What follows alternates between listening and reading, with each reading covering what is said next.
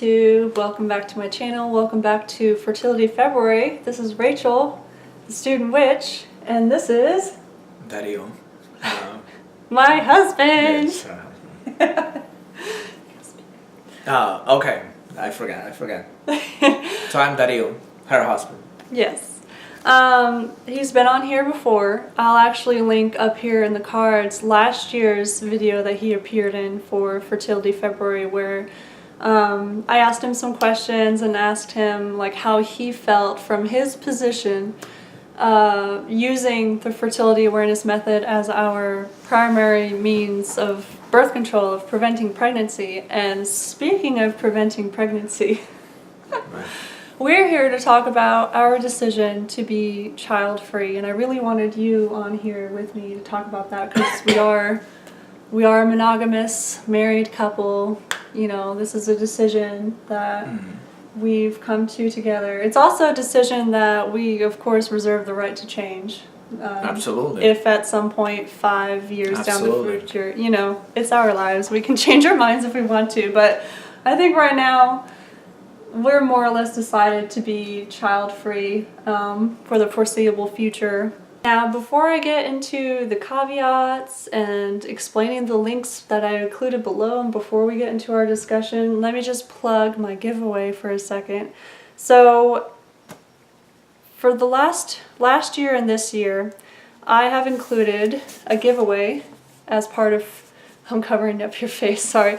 As part of hashtag Fertility February. So if you are interested in learning more about the Fertility Awareness Method, I am giving away a copy of this book, just like I did last year. All you have to do is follow the instructions in the intro video, which will be linked down in the description box below. It will be the first link that I include. Watch the intro video. There's some really important ground rules and caveats in there. There's a really important discussion of my nuanced understanding of hormonal birth control there. And then I also talk about how you can enter to win your copy of this book, the Taking Charge of Your Fertility book. This is basically the Fertility Awareness Bible. It's the book that I read, and yes, I read this thing cover to cover. Well, I did skip some chapters, like chapters about breastfeeding and stuff, because obviously I don't need that information. But this is really the Bible, or the handbook, the go-to for learning, teaching yourself the Fertility Awareness Method. So yeah, check that out if you're interested. I guess before I kind of get into what has really inspired me to talk about this topic, I wanted to lay some ground rules. So I understand that this topic might be kind of touchy or controversial for some, depending on their personal life situation that they're at and how they're raised and their viewpoints and yada yada yada. So I just wanted to affirm and reaffirm the fact that I'm not going to tolerate any sort of like bigotry or nastiness in the comments. I do really encourage people to share their opinions and their perspectives, but of course in a respectful way, not in a preachy kind of way. And I encourage a lot of engagement with this because there's no way that the two of us right now can cover everything that is intertwined in this topic, because this topic, it touches on so many different facets of modern life. You know, it's linked to discussions about having access to proper sexual health education and information about contraception and stuff like that. If you want to see me ranting about the joke of a sexual health education, my abstinence-only sex ed that I got, check out the link to the previous video that I made last week that I'll link up here. So it touches on sexual health education, reproductive rights, abortion rights, race and racism, especially if discussions about being child-free turn into the dark territory that is discussions about population control. and how discussions about population control, at least if we look at the past 500 years of like colonialism and neocolonialism, those discussions inevitably turn into discussions about eugenics and targeting certain populations, the poor, the black and the brown, the colonized or the formerly colonized, for controlling their reproductive rights. This topic touches on capitalism and how capitalism works, on heteronormativity, just on so many things. So there's no way that we can cover all aspects of this. So please comment below with your 2 cents, make a video response to this, just engage with this topic. I think this decision to be child-free, or talking about child-free, being child-free publicly, is really important because there's still a very real stigma attached to this. The assumption is, right, the assumption according to the dominant patriarchal religions, right, is that everybody is born straight and everybody is destined to be in a monogamous lifelong relationship and you will have children. That is the expectation that society throws on you, that your relatives and your extended family and maybe your parents might throw onto you. I know in my case, my parents were actually, especially my father, is incredibly supportive of our decision not to have children, but I know from his side of the family, his stepmother, your mom to a certain extent, everybody is asking, oh, when are you going to have babies? When are you going to have babies? So there's this pressure to just reproduce. And choosing not to reproduce is still seen as kind of going against nature, going against your biological destiny, going against your role, especially for those of us who are women or feminine presenting people. We are expected to be nurturers, to fulfill that mother archetype, to be mothers ourselves, and there's a very sick, in my opinion, very sick understanding of mother as self-sacrificing to the point to where you lose all of yourself to that archetype and to that role, and that kind of sick self-sacrificing idea of motherhood is pressured and pushed onto us. And if you reject that, even if you are a mother, if you have adopted children or you identify with that archetype or you even have biological children, but you still assert yourself and your independence, you could still get crap from people, is basically, it's all I'm saying. So there's a lot of stigma about this topic still. I know we were both raised in working class, conservative environments. He was raised in a very predominantly Catholic, conservative environment under a dictatorship for the first 8 years of your life anyway. In Latin America, I was raised in rural, conservative, Christian, Kentucky, Bible Belt environment. So, and I was raised Catholic, so yeah, there's a lot of baggage here, and there's a lot of things we need to unpack. So, as I was saying, this topic is going to touch on so many of other interrelated topics, and we'll get to that, but there's no way we can cover everything, so please comment. No bullying or bigotry or assholery in the comments, please. You will just be deleted and blocked if I see any of that going on. And I guess let me talk about why I wanted, or what inspired me initially to talk about this, because I've been thinking about this video. We've been talking about this for years, but I've been specifically thinking about what I was going to say in this video for probably close to a year.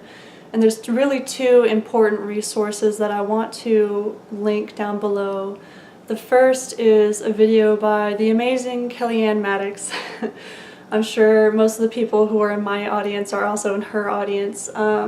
She, about a year and a half, maybe close to 2 years ago, made a video about her decision to be child-free, and not justifying her decision, because to feel like you have to justify your decision is just upholding the norms that you're trying to go against, I guess. And so we're not going to justify our decision either. We're just sharing our decision, I guess. But her video is really interesting and very personal to her and her situation, her perspective about her choice to be child-free. And she also talks about how there's, in terms of relationships with people, having children can be coerced and can be a sign of relationship abuse. And she talks a lot about that, about how intricate and complicated the topic is for a lot of people. And so I highly recommend checking out her video after watching ours. It will be a great supplemental material to ours, or maybe ours is supplemental material to hers. But another really great resource that I recommend that I'm linking below is actually a radio podcast that's also uploaded to YouTube by a guy who runs the Thinking Atheist channel. And I know not a lot of people on my channel are atheists, and I know the term atheist might bring up some shadowy stuff because a lot of people in my typical audience are practicing witches, chaotes, pagans, generally spiritually minded people, but I still get a lot from listening to his podcast. You identify as an atheist, right? Yeah. He's an atheist. We listen to it together because Seth Andrews, the guy who runs the Thinking Atheist channel, he came from a fundamentalist Christian background in Oklahoma, and he didn't leave the faith and come into his own atheism until he was already well into his 30s, almost 40 years old. And so he has a lot of compassion. He's not one of those, what I call, asshole atheists who just talk about how stupid everybody else is. He's not into that. He understands the nuances of it, and so I really enjoy listening to his podcast. So about probably 8 or 9 months ago, one of his podcast episodes was specifically about the choice to be child-free, because he himself is child-free, and he also interviewed people, and people call in to his, because it's kind of like a radio show, right? It's a podcast, but like an old school radio show, so like calling into the radio station kind of thing. And so people will call in and share their stories and their perspectives, and we listen to it a few times. I've listened to it probably 2 or 3 times since it came out, and he starts off with a punch. Even if you're not interested in listening to the whole radio podcast, just listen to the first, I would say 15 minutes, because in that first 15 minutes he reads an email that a viewer or a subscriber of his anonymously sent in. And it was a woman, and she was desperately talking about how she has found herself in a situation that she did not envision for herself. And basically she finds herself as a mother when she never wanted to be a mother.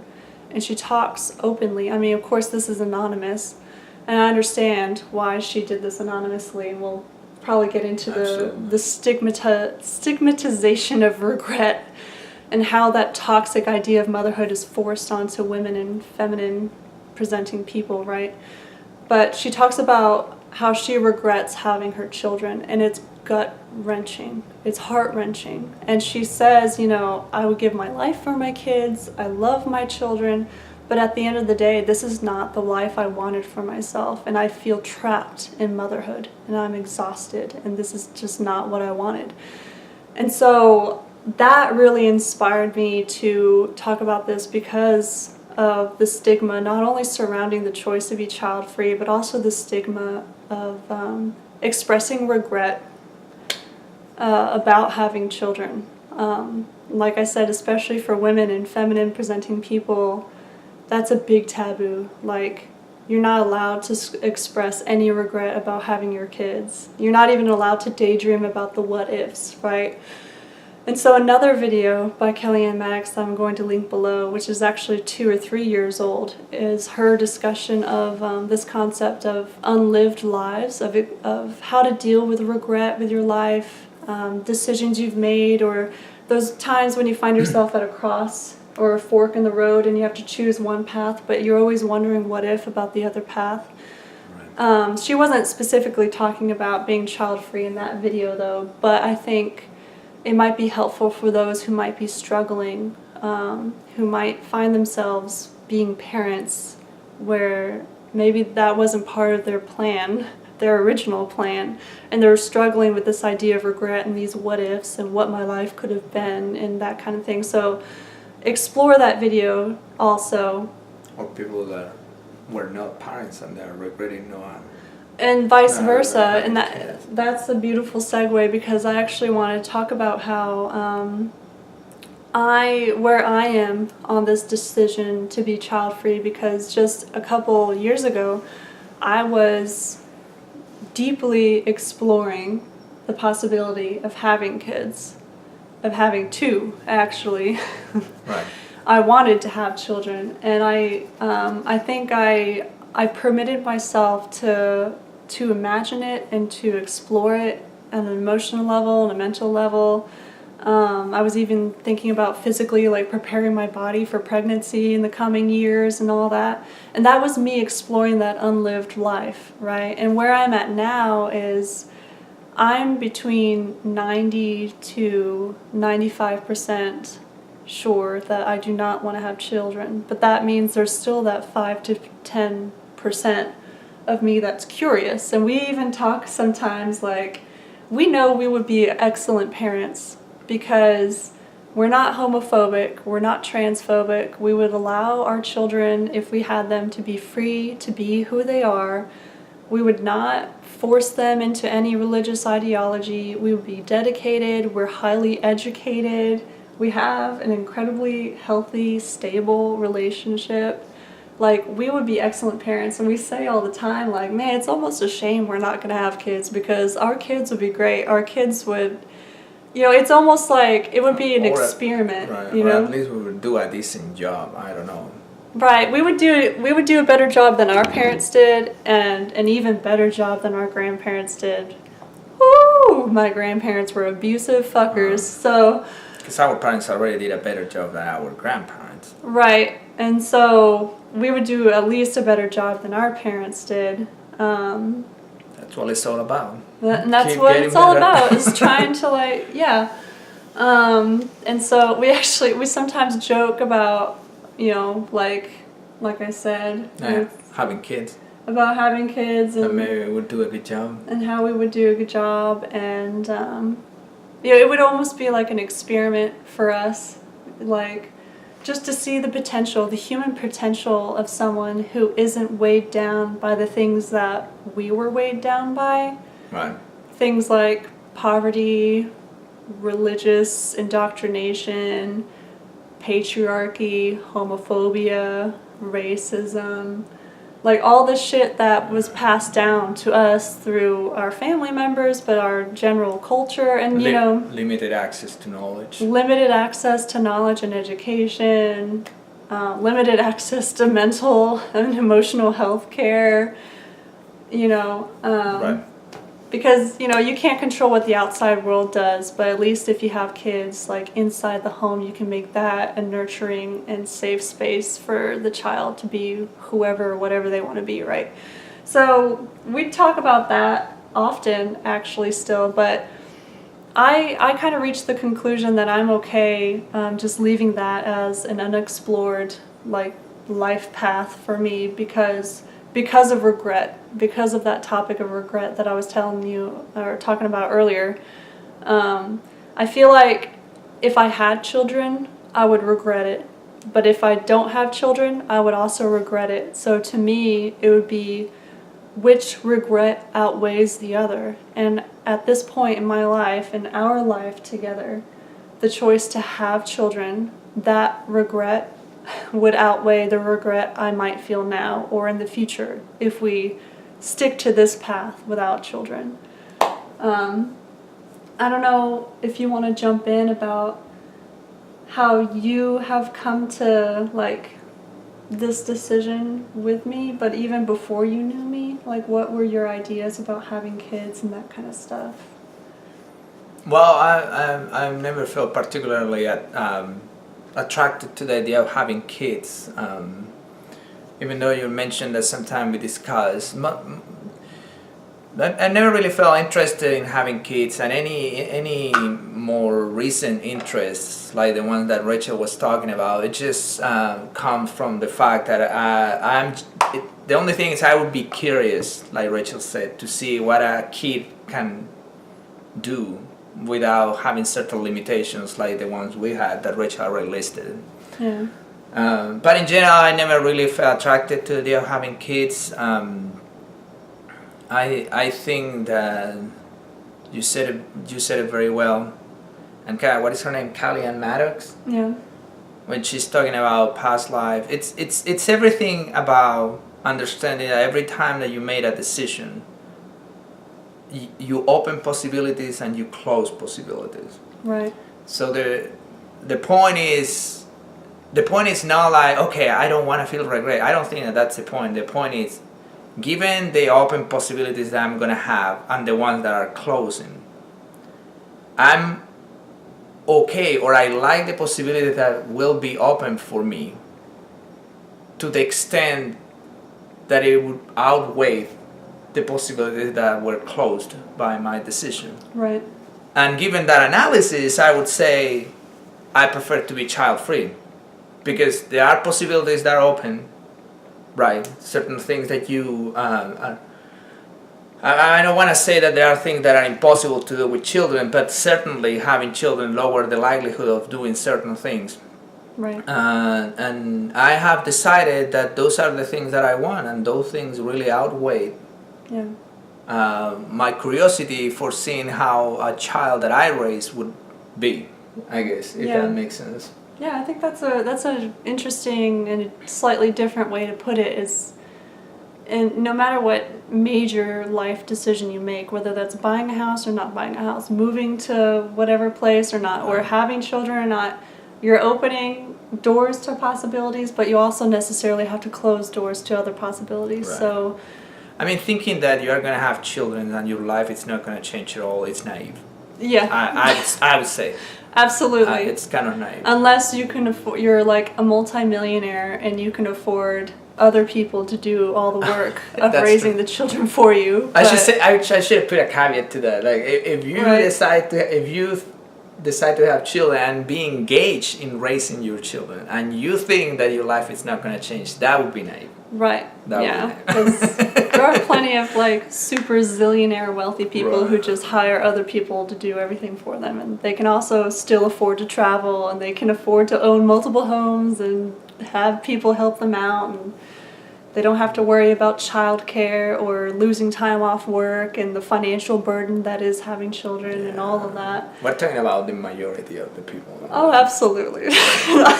Not really. Yeah. Worry about the exceptions. I don't think like multimillionaires or billionaires check out my channel very often. Probably not. If you guys are watching, redistribute your fucking wealth. Anyway.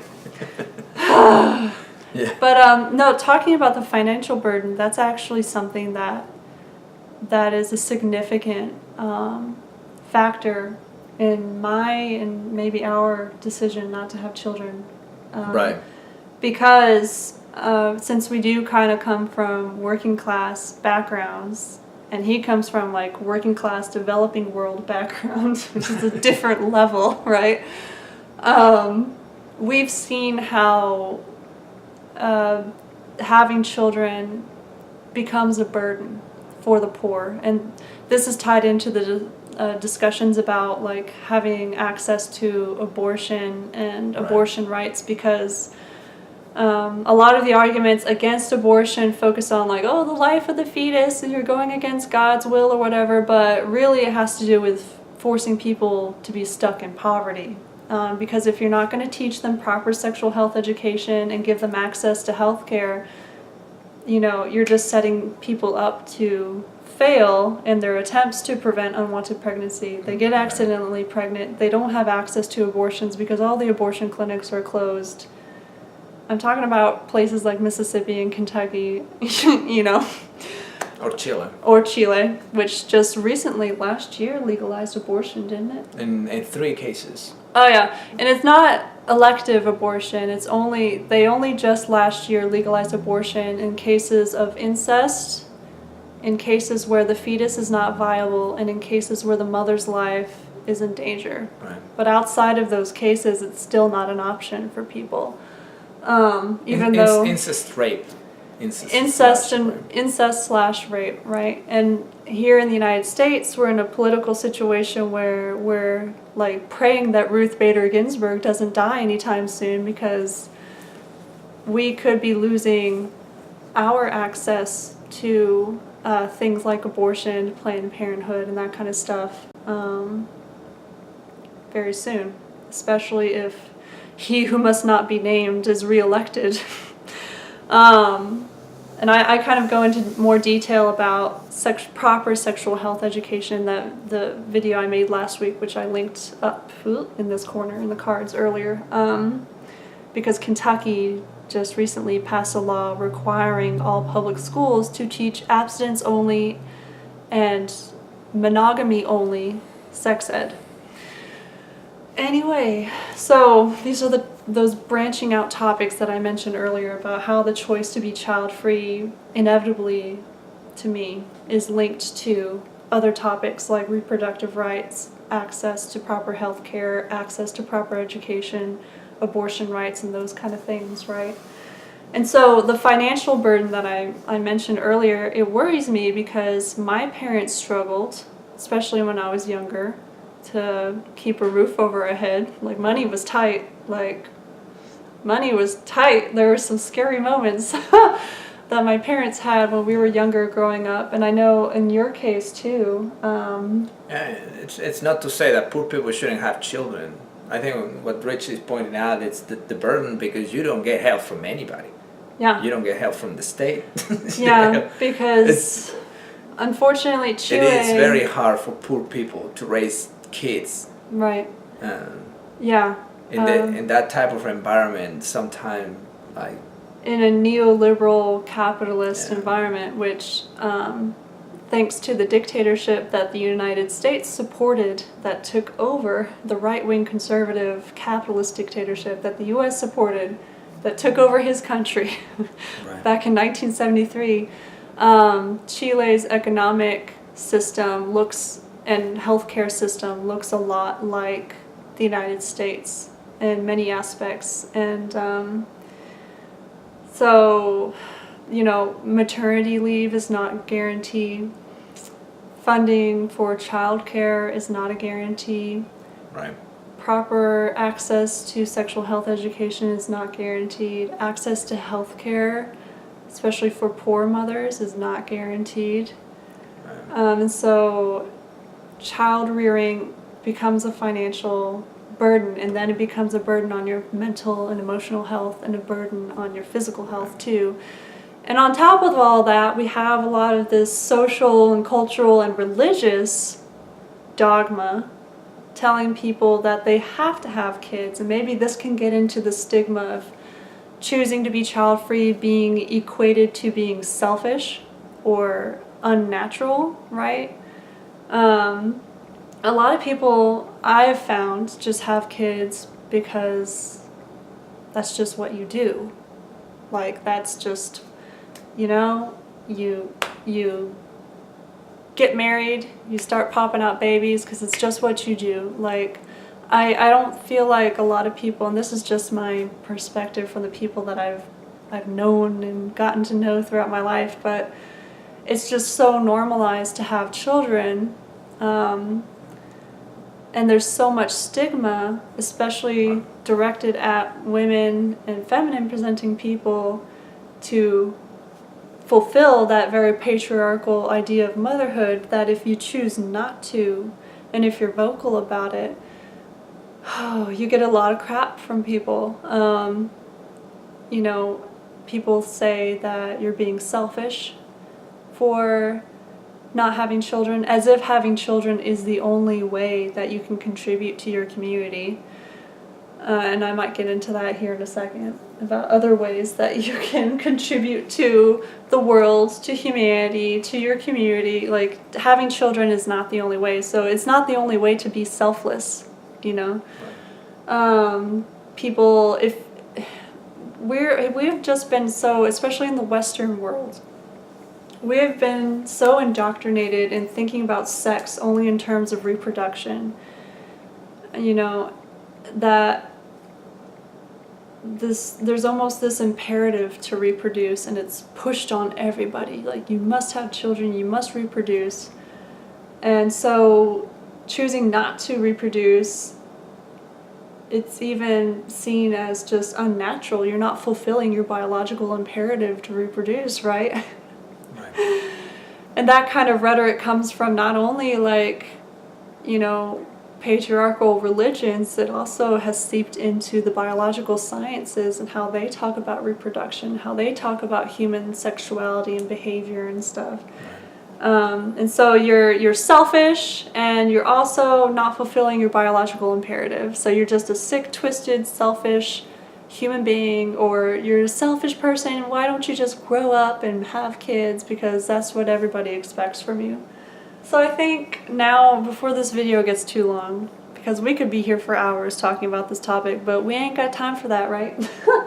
I think we should talk about, since this is part of Fertility February, we should talk about why we trust the Fertility Awareness Method to be our main source of preventing unwanted pregnancy, and how, in very general terms, how we use the method. And so I know last year I had you on here talking about your perspective of the Fertility Awareness Method. Do you think you can, like, give a quick recap about, you know, why do you trust this method?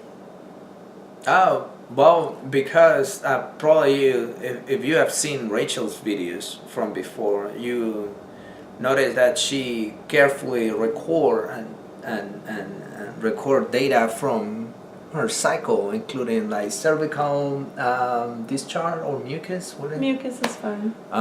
Temperature. What else?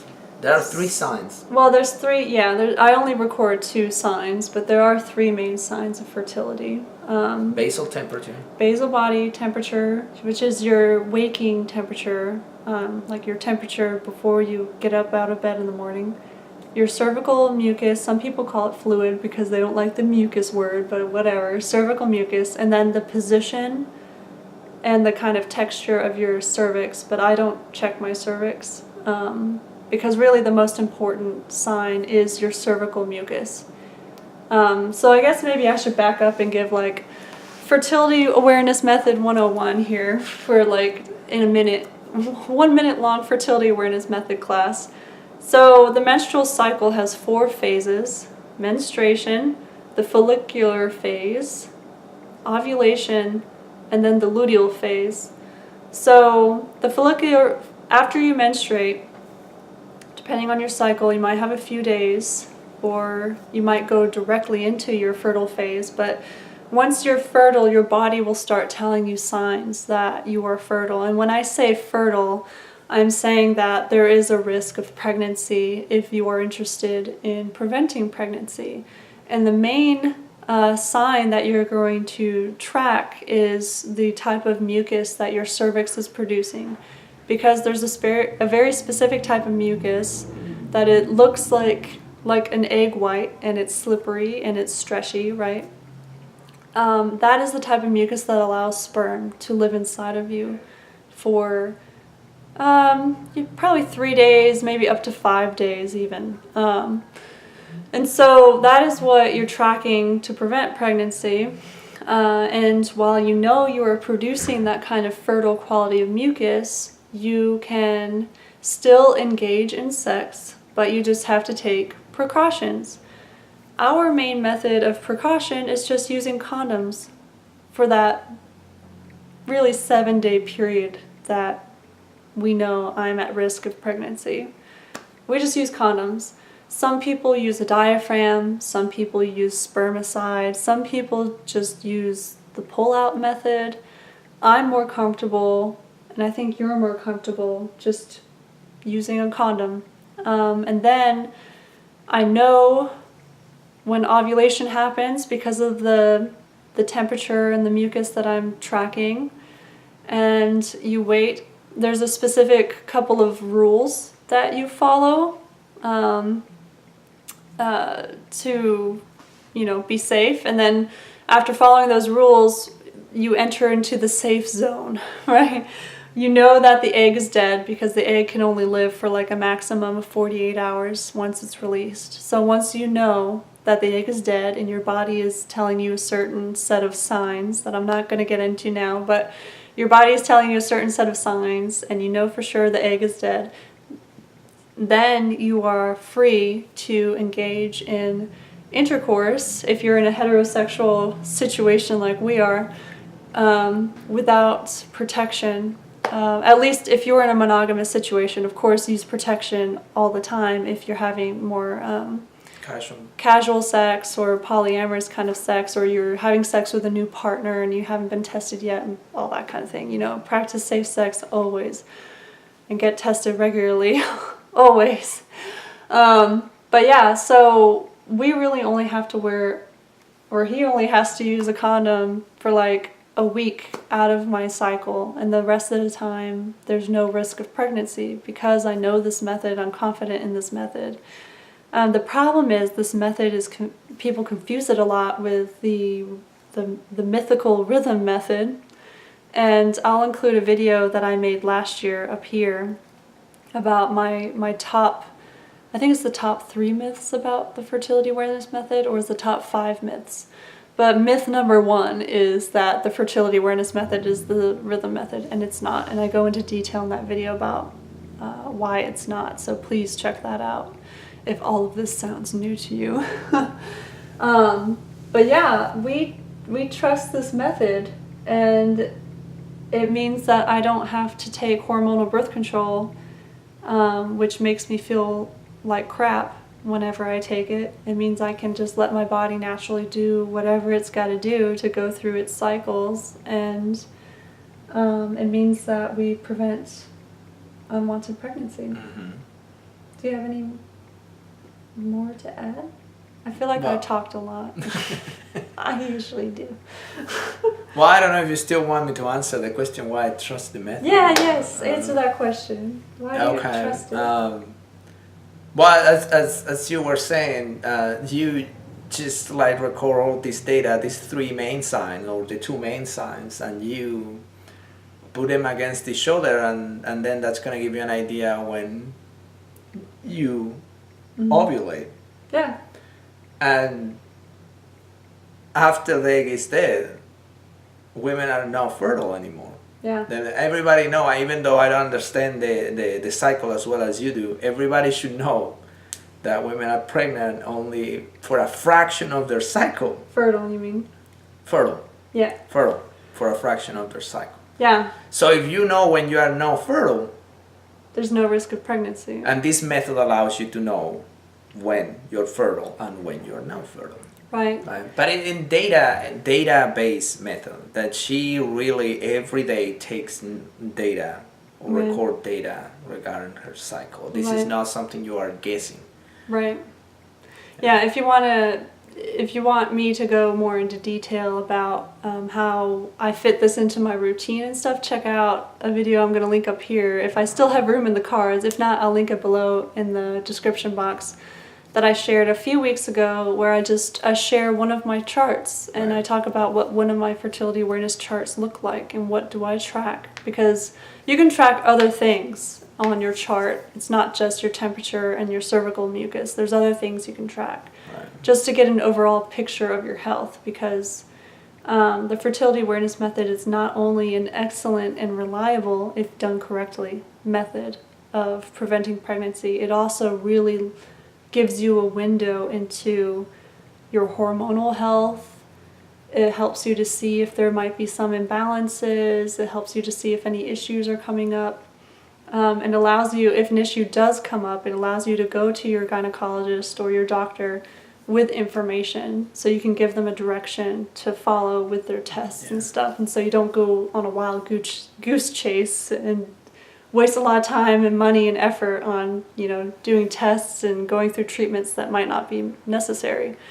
So that's another benefit to the method. And for people that are going to have partners using the fertility awareness method, after a while, your partner is telling you when they might be fertile or not. You actually are going to start noticing changes you start seeing, you are gonna start noticing that really your partner like behaves. I would even say smells and feels different in different parts of the cycle. Yeah. Right? It's clearly a change. Yeah. And that's interesting. Yeah, I think it's added like a whole new level of intimacy to us. And I'm not even talking about like sexual intimacy. I'm just talking about like his intimate knowledge of how my body is working, because I share this information with him, which has helped it's helped our communication with each other, because anytime we're in the mood, I gotta let him know, or he already probably knows what stage of my cycle I'm in, and he knows what to do, what kind of precautions we might need. Well, the first thing you might start noticing is the frequency of orgasms changes. There are certain parts in her cycle that she's more likely to have multiple orgasms than other parts. Exactly. Just start noticing those things. Yeah. It's magical. It's very magical. So, yeah, I think we covered a lot. Just in summary, we choose to be child-free, and I am pro-choice in the widest sense of that word choice. I think every human being should have the right to practice autonomy over their body and over their reproductive organs, and their choice to use those organs or not. Absolutely. For reproduction, right? It's not, being pro-choice is not just being pro, abortion rights. It's also supporting those who choose to have children. Because as we were saying earlier, with all those kind of economic burdens that we've seen and we experienced growing up ourselves, there's not a lot of support out there for way too many parents. Way too many parents struggle with the financial burden and it's not even the lack of economic support, it's also a lack of emotional support and help, and like the way that the nuclear family is set up, you might not get a lot of support from your community or your extended family, and it can be a very daunting and overwhelming experience for people, even people who choose to have children, but still have to deal with a lot of obstacles. And I just want to Okay, we're back. Had an emergency. The SD card was full, but I cleared up some space. So what I was saying was really choice. And for those of us who proclaim ourselves to be pro-choice, that means we need to support those who do decide to be parents, those who do decide to be mothers and fathers, whether that is through adoption or having biological children and all that. And I wanted to end this just talking about how there are some circumstances where choosing to be child-free is privileged over those who are parents, especially mothers. I'm thinking specifically about academia and how hard, in the world of research in academia, it can be really difficult to be a young, kind of up-and-coming researcher, right, and to be a parent, specifically to be a mother. Absolutely. Because I've even heard this from other mothers who are in academia, and that includes my academic advisor, that, a guy can come into academia if it's a heterosexual situation, right? A guy can come into academia and he can have 3 or 4 kids and no one would say anything to him, because whereas a woman can come into academia and have a child or children, and she might be asked something ridiculous like, "Oh, don't you think your kids are distracting you from your work?" And that kind of sexist bullshit it's really prevalent in academia. For some reason, children are distractions for female academics, but they're not for male academics. Right. It speaks volumes, doesn't it? Well, the system was created by all men. Yeah, wealthy white men. Men that didn't have to be worried about the kids because the wives were doing that at home. Wifey at home, yeah. They could go to conference and publish and write grants. Those people set the rules. Obviously, those rules are not going to benefit. Right. Half of the population of the exactly. world. Yeah, and so I've heard how difficult it can be. I mean, even something as simple as scheduling meetings. Like sometimes a departmental meeting will be scheduled for like 5 p.m. on a Wednesday. But what if you have kids and like what if you're a single parent?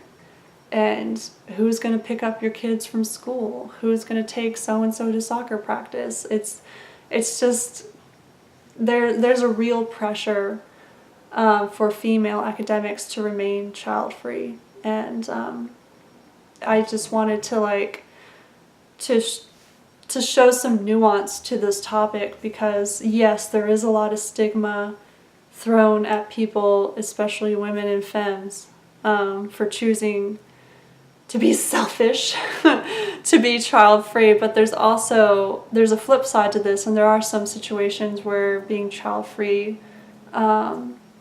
gives you a little bit of privilege, and so yeah, just keep that in mind. But like I said at the beginning of this video, there's no way that we even touched like 10% of the complexity of this topic. We mostly just kind of talked about our personal perspectives and where we came from, and you know, the idea of choice and how complicated this topic can be. And so I really, really encourage you to comment below with your 2 cents. Again, be civil, be respectful, don't preach at anybody. And yeah, just explore this topic more and let's talk about it more. Let's normalize it. Let's make this a viable option, like stigma-free for people. And really check out the resources that I'm linking below, including the 2 videos from Kellyanne Maddox that I mentioned, her video about being child-free, but also her older video about unexplored lives or unlived lives. This idea, if you find yourself, whether your decision to be child-free or your decision to have children, if you're really struggling with regret or thinking, you know, what if, that video might help you. And also the Thinking Atheist Radio podcast video that I mentioned about being child-free from a more secular perspective and some of the struggles that people have to go through, specifically that first 15 minutes where he reads that heart-wrenching, gut-wrenching email sent in anonymously by that woman dealing with like heavy